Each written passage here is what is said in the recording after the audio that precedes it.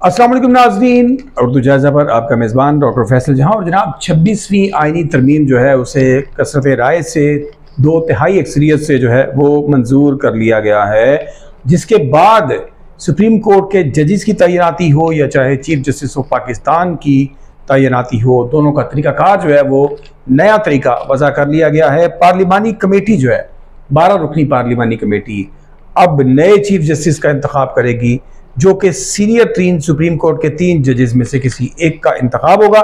इसी तरह supreme court के जजेस का जो तकर्रुर है वो कमीशन के तहत कर दिया गया है। वो कमीशन किन अफराद पर मुश्तमिल होगा, इस पर आज बात करेंगे। और वज़ीर आज़म और काबीना की जानिब से सदर पाकिस्तान को जो भी एडवाइस भिजवाई जाएगी उस पर कोई अदालत, ट्रिब्यूनल या अथॉरिटी सवाल नहीं उठा सकेगी, यानी कि उनका फैसला तकरीबन हतमी होगा। सो जनाब, ये तमाम जो चीज़ें हैं इनसे कानून का जो आइन का जो चेहरा है वो मुकम्मल तौर पर तब्दील कर दिया गया है। सो जनाब, 26वीं आइनी तरमीम की कसरत राय से 2/3 अक्सरियत से मंजूरी के बाद अब 3 सीनियर 3 सुप्रीम कोर्ट के जो जजेस हैं उन 3 में से किसी एक को जो है वो फाइनलाइज किया जाएगा बतौर चीफ जस्टिस ऑफ पाकिस्तान। और इन 3 जजेस में से इंतखाब किसका किया जाएगा, करेगा कौन? ये जनाब पार्लिमानी कमेटी जो है वो इसके लिए बनेगी। 12 रुकनी पार्लिमानी कमेटी जो है वो फैसला करेगी कि next chief justice of Pakistan कौन होगा। कमेटी ये जो नाम होगा उस नाम को भिजवाएगी वज़ीर आज़म पाकिस्तान को, जो कि एडवाइस की सूरत में भेजेंगे सदर पाकिस्तान को। सो जनाब, जो हतमी नाम ये फाइनल कर देंगे उस नाम पर सदर पाकिस्तान को दस्तखत करने पड़ेंगे। 3 सीनियर जजेस में से अगर कोई एक जज सुप्रीम कोर्ट के चीफ जस्टिस के तौर पर ओहदा कबूल करने से इनकार कर दे और इस फहरिस्त में शामिल ना होना चाहे, तो ऐसी सूरत में नेक्स्ट पर्सन यानी सीनियरिटी में जो चौथे नंबर पर जज होंगे उनको उस 3 की फहरिस्त में उनकी जगह पर शामिल कर लिया जाएगा, जो कि स्किप होंगे। सो जनाब, ओहदे की जो मुद्दत है, चीफ जस्टिस ऑफ पाकिस्तान के ओहदे की जो मुद्दत है उसको 3 साल के लिए ही कर दिया गया है कि 3 साल वो रहेंगे, और उम्र की हद जो है वो 65 साल बरकरार रखी गई है। जी जनाब, 65 साल की उम्र में सुप्रीम कोर्ट के चीफ जस्टिस को ये ओहदा छोड़ना पड़ेगा। सुप्रीम कोर्ट के जजेस का जो तकर्रुर है उसके लिए कमीशन बनाया जाएगा, और ये कमीशन जो है वो 4 सीनियर 3 जो जज हैं उन पर मुश्तमिल होगा। सो जनाब, 4 सीनियर 3 जजेस पर मुश्तमिल ये जो कमीशन है सुप्रीम कोर्ट के जजेस के इंतखाब के लिए, ये 4 सीनियर 3 जजेस पर मुश्तमिल होगा। इनका साथ देंगे इस कमीशन में वफाकी वजीर कानून, अटॉर्नी जनरल, कौमी असम्बली और सेनेट के 2 नुमाइंदगान इस कमीशन का हिस्सा होंगे, और बार कौंसिल का 15 साल का तजुर्बा रखने वाला एक मेंबर जो है वो इस कमीशन का हिस्सा बनाया जाएगा। और ये कमीशन सुप्रीम कोर्ट के जज के लिए जो उम्मीदवार होगा उसका हतमी फैसला करेंगे कि उसे जज होना चाहिए या नहीं।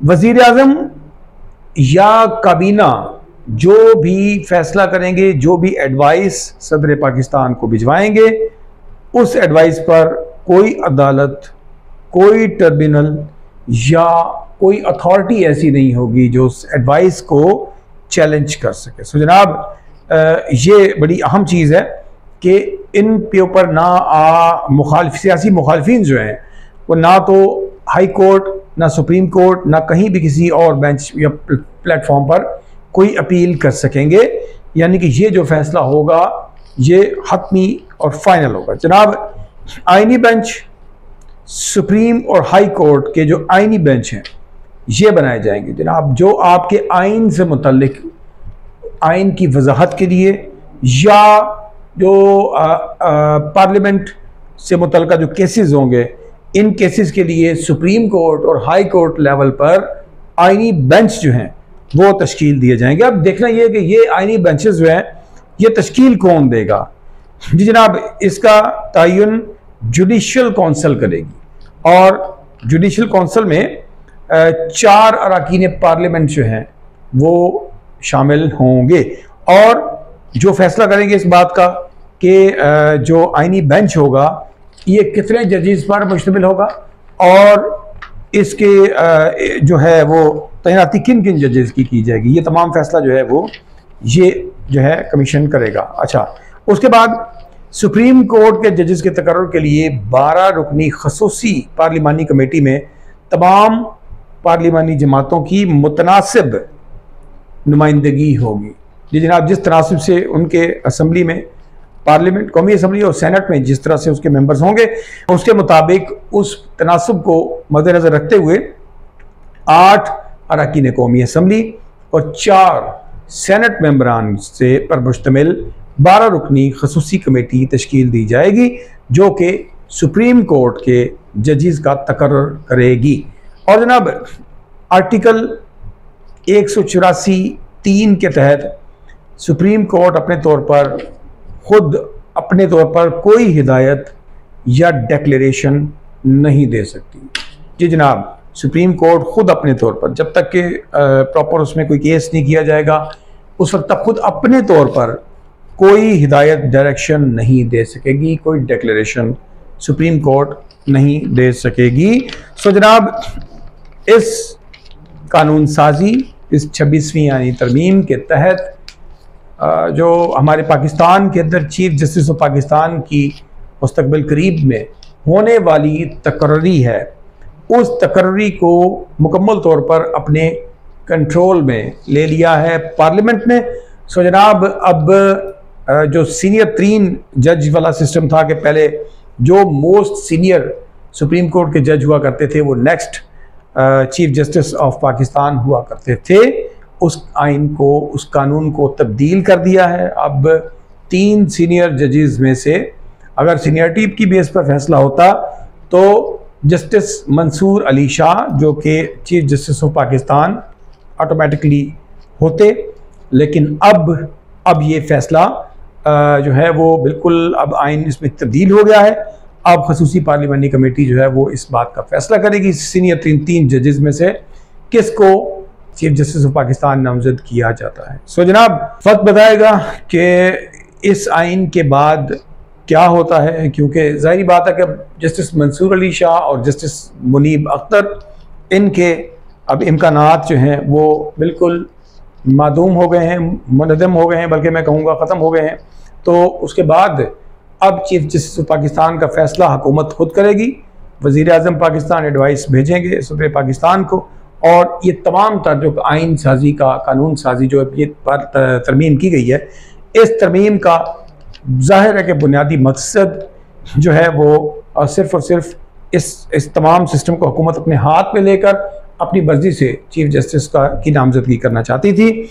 और अगर देखा जाए तो ये सिर्फ एक अलमिया है दोनों तरफ से कि हुकूमत जो है वो इस बात पर मजबूर क्यों हुई कि आखिर उसको ऊपर वाले जो 2 जजेस थे उनके साथ उनको क्या प्रॉब्लम था और क्यों उनको जो है वो तसव्वुर किया जाता है हमारे यहाँ कि ये जज का ताल्लुक जो है वो फ़लाँ सियासी पार्टी के साथ जो है वो उसकी वाबस्तगी है या उसके साथ हमदर्दियाँ हैं, तो दूसरी तरफ किसी और जज के ऊपर उंगलियाँ उठाई जाती हैं कि इसका हुकूमती पार्टी के साथ जो है वो वाबस्तगी है। तो ये यकीनन अदल व इंसाफ के तकाज़ों पर एक बहुत बड़ा सवालिया निशान है, जिससे कि यकीनन अदलिया पर जो अवामुन्नास का एतमाद है उसको मैं मुतसलसल देख रहा हूँ, उसको मैं डगमगाता हुआ देख रहा हूँ, जो कि एक अच्छा साइन बिल्कुल नहीं है। सो अल्लाह ताला से दुआ है कि अल्लाह ताला वो फ़ैसले फरमाए कि जो इस मुल्क के लिए, वतन अज़ीज़ के लिए, हम सब के लिए बेहतरी का बायस हों। आपने अगर अभी तक उर्दू जायज़ा को सब्सक्राइब नहीं किया है तो सब्सक्राइब कीजिए ताकि जुड़ जाइए हमारे साथ। तो यूँ ही पार्लियामेंट से मुतल्लिक, आइन से मुतल्लिक और अदलिया से मुतल्लिक अपनी खबरों से जुड़ जाइए। अपना और अपने प्यारों का बहुत सा ख्याल रखिएगा। अपने मेज़बान डॉक्टर फैसल जहां को उर्दू जायज़ा से दीजिएगा इजाज़त। अल्लाह निगहबान।